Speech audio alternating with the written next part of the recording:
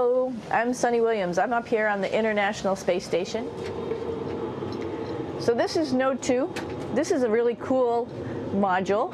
Of course, most of these modules you'll see they have 4 sides and they're put together. That way we could sort of work on a flat plane, either a wall, a floor, another wall, or the ceiling. But you know, again, all you have to do is turn yourself and your reference changes. The reason I'm bringing that up is because this is where 4 out of 6 of us sleep. And so people always ask about sleeping in space. Do you lie down? Are you in a bed? Not really, because it doesn't matter. You don't really have the sensation of lying down. You just sit in your sleeping bag. So here's one sleep station right here. I'm going in right now. You can follow me if you want. So I'm inside. It's sort of like a little phone booth, but it's pretty comfy. I've got a sleeping bag right here that we sleep in, so we don't have sort of like a little bit of a cover. We don't fly all over the place. But you know, you can sleep in any orientation. I have it sleeping, feeling like I'm standing up right now, but like you saw, I'm on the floor. But it doesn't matter if I turn over and I sleep upside down. I can't have it, I don't have any sensation in my head that tells me that I'm upside down, so it really doesn't matter. The sleep station is also like a little office. We've got a computer in here. As you can see, we've got a couple little toys. I've got some books. I've got some clothes and other things that make it sort of like home. I'm coming out. And just for reference, that's one sleep station. This one's another. Right here. There's one on the ceiling, if you want to call it. Right here. And then there's a 4th on the other wall over here. So all of us sleep in a little bit of a circle. All right, come on back. There's more to show you.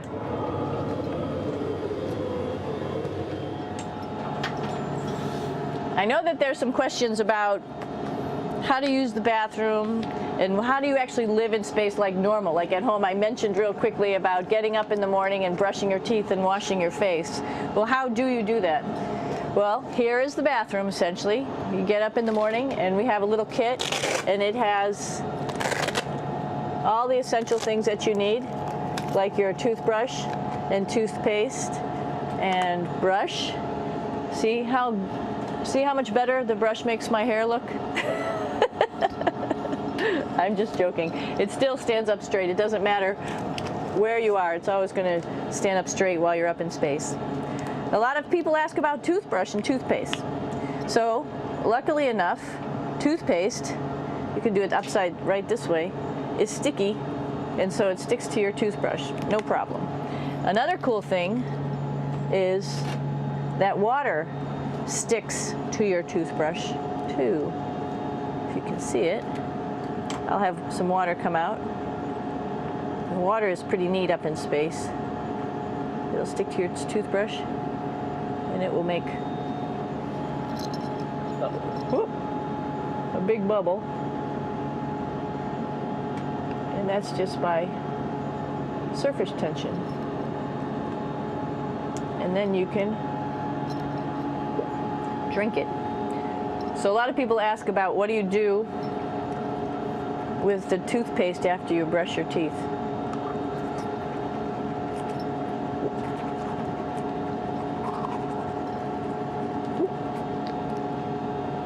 Two options. Swallow it, and it's sort of like mouthwash, but it tastes a little gross. Or you can just spit it out in a paper towel, and then you don't have to worry about it. Swallowing thing I wouldn't recommend at home. I'm only up here for 4 months, so it's not that bad. One of the most pressing questions about living in space, of course, is the bathroom. So let's take a look at that little piece of work. Come on in.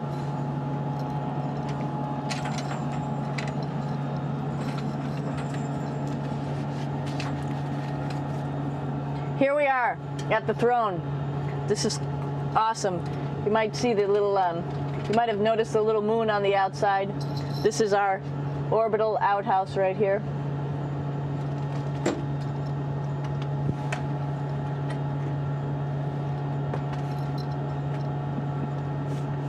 And of course, it serves for two functions. Number 2, right here. I'll show you. But you see it's pretty small, so you have to have pretty good aim, and you'll be ready to make sure things get let go the right direction. And it smells a little bit, so I'm closing it up. And that's of course for number 2. And this guy right here is for number 1. So they're sort of two slightly separate functions, but you can do a little, essentially both, by hanging on right here and doing number 1 and number 2. I might add it's color coded, so you really don't get it mixed up, which is nice. This is yellows for number 1. And also there's a selection of paper. People always ask about toilet paper. What do you do with toilet paper? What kind of toilet paper do you have? We have gloves, just because sometimes it does get messy. We have some Russian wipes, which are a little bit coarse if you like the coarse type of toilet paper. We have some nice tissues, which are nice and soft if you like soft toilet paper. We have Huggies, just for any cleanup. You know, we were all babies once, and this sort of helps. And then if things get really out of control, we have disinfectant wipes, just to make sure we clean up here. Because, you know, just like the water I showed you, the number 1 stuff can sort of go all over the place if you don't aim correctly. And did I mention both of these have a little bit of suction, so they should keep things going in the right direction. But like I said, sometimes things get a little out of control if you are out of control yourself flying around. So we have lots of protective stuff. And of course, you do have your privacy. There's a little door, so other people know that you're in there. Here's a pretty cool place. This is sort of like in your house where everybody meets in the morning. After you wash your face, brush your teeth, you want to find something for breakfast. And this is our kitchen. You might notice there's all sorts of foods here. It's like opening the refrigerator. You got all your different stuff that you want to have: drinks, meats, eggs, vegetables, cereals, bread, snacks. And that's a good place. That's where you find all the candy. Side dishes, and then some little power bars just in case. So we have all this type of food. Some of it is dehydrated, and so we have to hydrate it, fill it up with water. Some of it is already made, and then all we have to do is heat it up. So something like this, I'm pulling out barbecued beef brisket. Pretty yummy. Not only is this food made in the US, but we also have food here from Japan. We've got Russian food. As you can see, all these red containers are filled with food that's from Russia. And then we get some of our specialty stuff, some things that we like, some of our favorite stuff that your family can send up. In fact, I like fluffernutters, and so I got sent up some fluff so I could make my fluffernutter with peanut butter. So you have a lot of food up here, no problems. Now, I'm going to say where we are. So right now, we're in the Japanese laboratory. It's one laboratory out of many here on the International Space Station. It's actually on the left-hand side. If I was International Space Station and I was flying through space like this, my left hand would be where the Japanese laboratory is.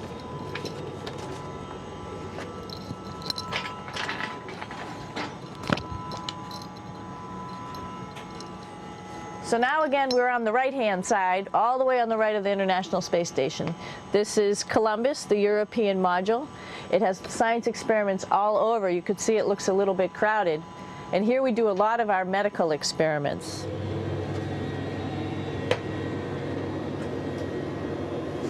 Here we are in the US laboratory. Again, this is a laboratory with science experiments on all of the walls here, all sorts of stuff that we do. And one of the things we also do is we exercise. We have some exercise equipment on board the space station. We need to do that because we lose bone density and muscle mass while we're up here, and that's a result of not having to fight against gravity. So how we keep ourselves in shape are with a bike, a treadmill, and a weightlifting machine. This is the bike. You notice the clip pedals? So all you need to do is actually clip your feet in, and then you can start pedaling.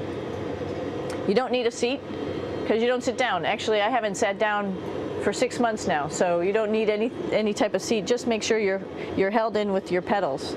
You probably see that the bike bounces around a little bit. As I move it, it's not steady and held to the wall firmly. And the reason for that is the space station is pretty big. You saw that there's also solar arrays on the space station. If we start putting any forces into the space station, it's going to make those solar arrays bounce around a little bit. So to prevent that, the machines bounce around a little bit, move around a little bit, and that way we don't put any forces onto the structure of the spacecraft out to the solar arrays. All right, a little farther on. Come on.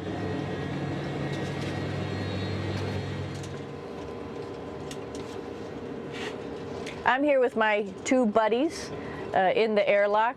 Actually, these are two spacesuits that are ready, primed up to go outside, as we call it, to go do a spacewalk in case we have to do anything outside. Some of the things we do outside are just like inside, repairs. We have a lot of electrical boxes and machinery and solar arrays, in fact, that I talked about earlier, that are outside, and sometimes they don't work quite right. Remember, space is really cold and really hot, and it's also the vacuum of space with no pressure, and so some of the equipment doesn't work well all the time. So we might have to go out and do a spacewalk. Right behind me is actually the hatch that you go out into space, and right now we have it filled up with a couple other spacesuits because we've got 4 of them up here and some of our tools. But right behind here is the hatch in which you actually go right outside into the vacuum of space. The spacesuit is pretty big, as you can see. It's like being a football player. Part of the reason it's so big and bulky is because of this backside, this backpack. It's like going on a hike with a backpack, but the backpack and the suit weighs about 300 pounds. Luckily in space, nothing really weighs anything, so you don't feel that it's so heavy. But we need to have such a big suit because that guy back there is essentially the heart of the spacecraft. I call this actually a spacecraft. It has all the oxygen for you. It has all the carbon dioxide removal system for you. It also has a heating and cooling system to make sure to regulate our body temperatures while we're outside. It also has a computer, so it tells you on a display here if there's anything that's going wrong with the suit, if we're running out of oxygen, if we have too much carbon dioxide, or any type of electrical problem. So it's a pretty awesome little spacecraft, and actually got to go out, use my little spacecraft a couple times, and it worked like a charm. Lucky that it works very nice. You might want to see what the helmet looks like. It's pretty cool too. We don't usually go out like this, so you usually can see when the helmet's open. So you can see what it looks like inside. Somebody's little head would be inside of here.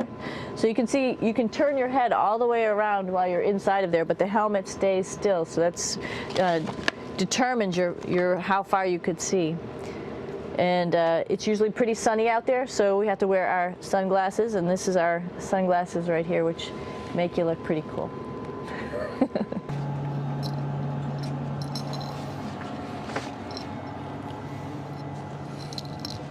It's like a glass-bottom boat. This is the cupola. It sticks down below the space station. It's one of those places you find yourself hanging out in all the time because all you want to do is look back at our planet. I think some questions I had were about what do you do in your free time? And you can't help but want to just come to the cupola and look outside as much as you can. And a lot of folks, I play this game with myself about where we're flying over the Earth. I try to come in here and just guess. After being here for a little while, you can sort of figure it out. You can tell different cloud types over different continents. You can tell different soil types over different continents. So let's see. And then, of course, there's a lot of ocean. So usually we're over the ocean at first glance. I will tell you in just a moment where we are.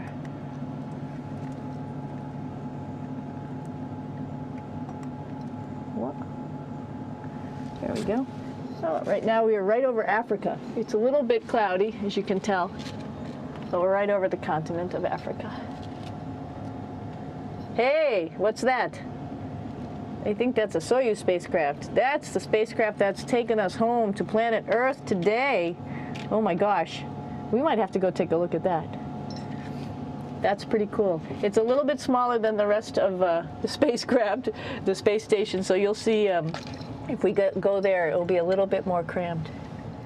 But we're going, you can look all the way back to the back of the spacecraft, which is where the Russian segment is, and then you could look all the way forward to the front of the spacecraft, where the Japanese laboratory, the European laboratory, and the American laboratory are, and then back to the solar arrays where we started in this morning when we were looking out the Japanese window.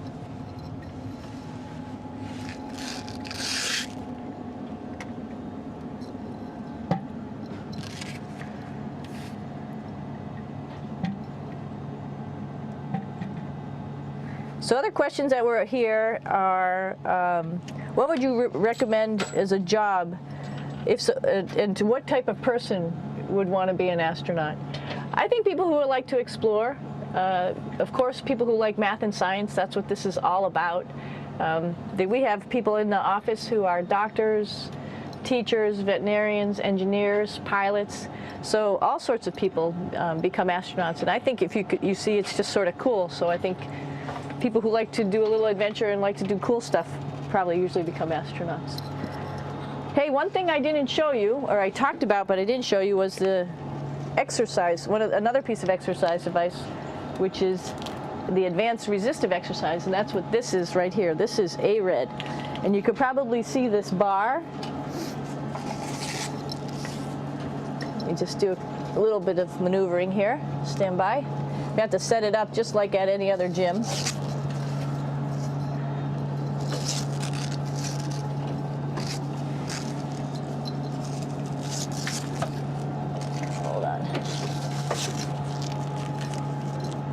Show you how this works.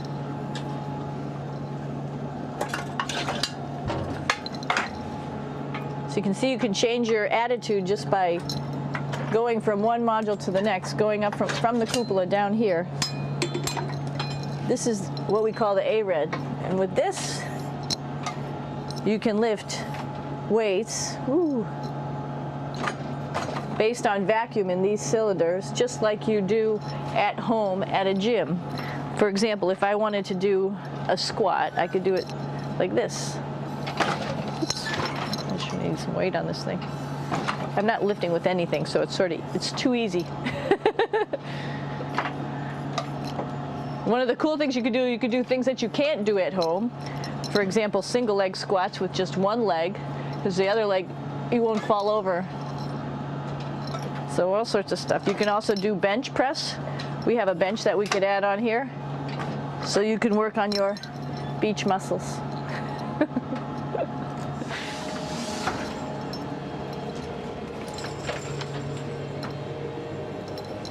Hey Aki, what are you doing down there? Crashing things. This is one of the cool things about space too. It sort of looks like there's a big old hole here, but you don't even think twice about it. You could just jump over the hole, or if you want, you can go jump into the hole. I'm coming down. Woo!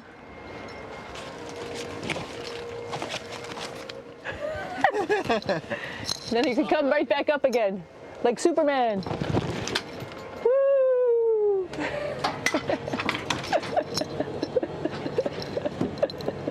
We're lucky we have a really cool big space station that you can fly around in. That's actually called the PMM. You might have saw it out the window. It's a big silver canister.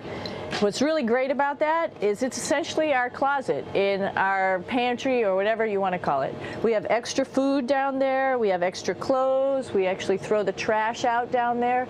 So it's nice and organized, and we have all of our stuff that we need while we're working in all these other modules all stowed in this location down here. And it's a lot of fun to play in. So we're going into the Russian segment. Be ready. You don't need a passport either.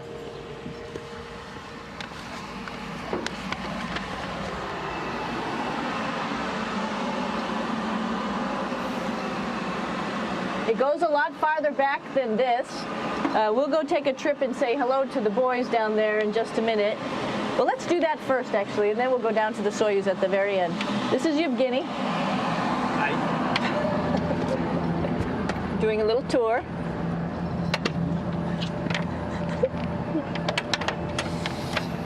This is the FGB, and what's cool about this module, it is actually the very first piece of the space station that came up in 1998. The space station has been around for about now, manned for 12 years, but it's been up in space for about 14 years. And this was the very first. It is like the Russians' PMM. It has a lot of storage, as you can see.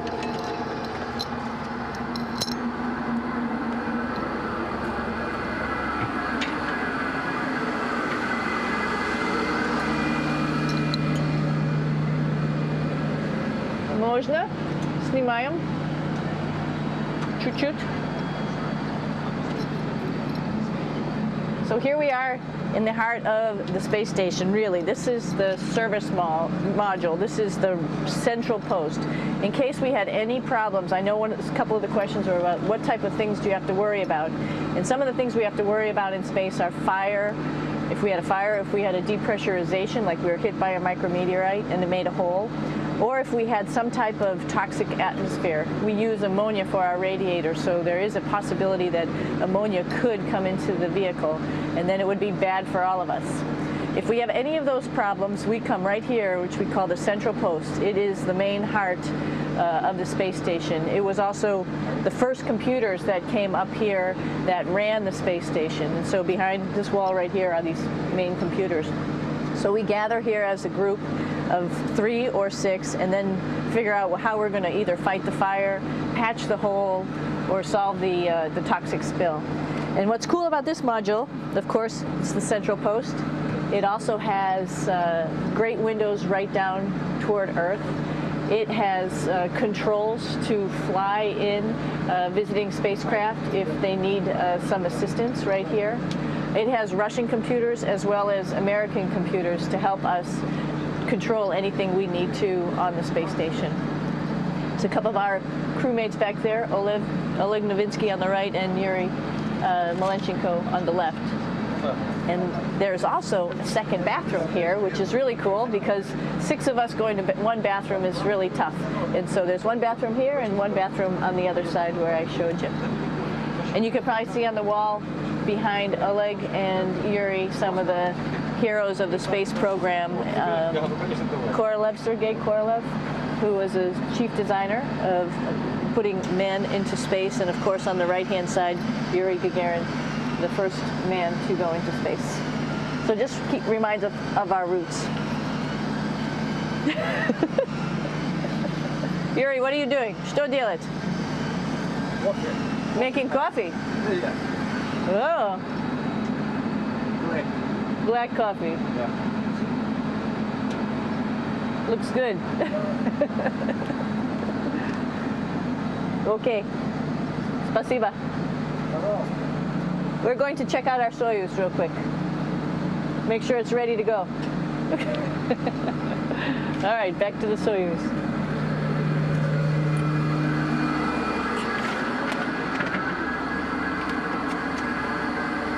I'm going to stop here just for a quick second. You can see on the Russian spacecraft there's also other modules that stick out, down, and above. Right here is, let's see, I'm trying to be oriented. That's a place where we do spacewalks from for the Russian side. There's Russian spacesuits in here, and also a visiting vehicle which brought fruits and vegetables and becomes a trash container when we undock.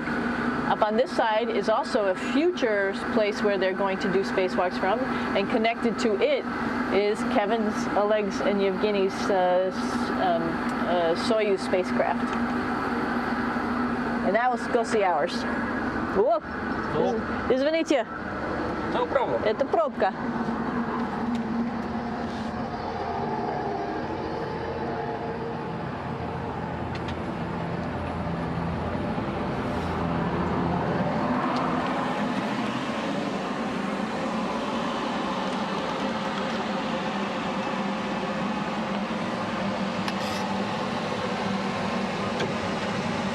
Coming down.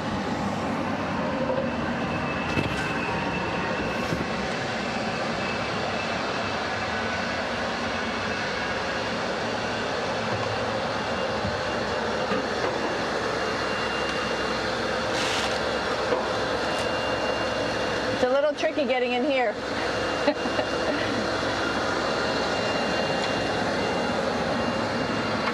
This is the docking probe right here, this big thing.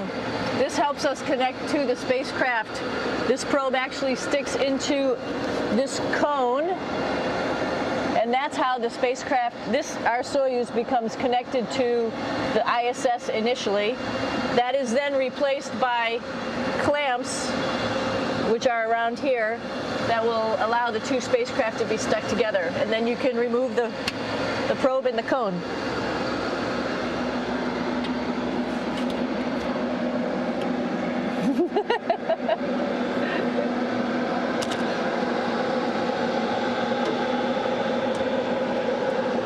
You okay? All right, so here we are in the Soyuz. This is what we call the BEO, the living compartment, bytovoy odsek in Russian. It also has a little bathroom. It's not as good as the other bathrooms, so we try not to use it too much. It has drinking water in it if we need something to drink. And then, of course, it's filled up with a lot of cargo for us. Bringing up and also bringing back down. It has a second purpose when it comes back to Earth. It serves as a garbage container. During the descent, we'll get rid of this area right here, and everything that's in it will just burn up as it's coming into the atmosphere, so that way we can get rid of a little bit of trash. But the main area where we were on launch and where we're going to be on descent is down here, because we're not part of the trash. So we're in a safe place. So we're in the descent module, SA. It's a little small, but you can get in.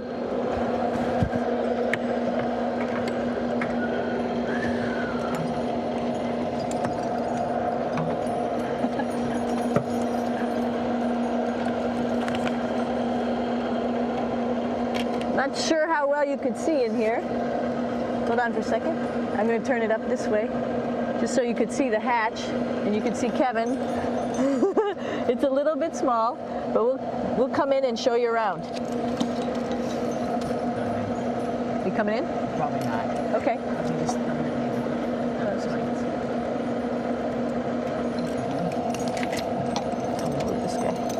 Got to move a couple things. We were just starting to get ready. We're preparing a couple days ago for our ride home. It's a little bit squishy, but everybody asks, how do you sit in the Soyuz? And you sort of sit in your seat like this. The seat is molded to your body, and so you can just sort of squish in here and be pretty relaxed. Everybody has a handmade seat for them. And then, of course, there's a control panel, and that's where we do most of our actions and work right here. There's hand controllers which you can fly the vehicle with, and there's a stick right here primarily used for communications when we're trying to talk to the ground. So 3 of us fit in here. Like I said, it's a little squishy, but somehow it seems like we all managed to get in here and fit pretty well, and it's a pretty safe ride home. You're probably wondering, what's all this junk behind us? Well, it's all of our parachute, first of all, and then it's all of our survival gear, just in case we end up landing in some strange place on the planet and nobody's there to rescue us right away. We have all sorts of survival gear with us, keeping us safe in here. So they've pretty much thought of everything, and we'll be home on the planet within the next 12 hours. Pretty shocking.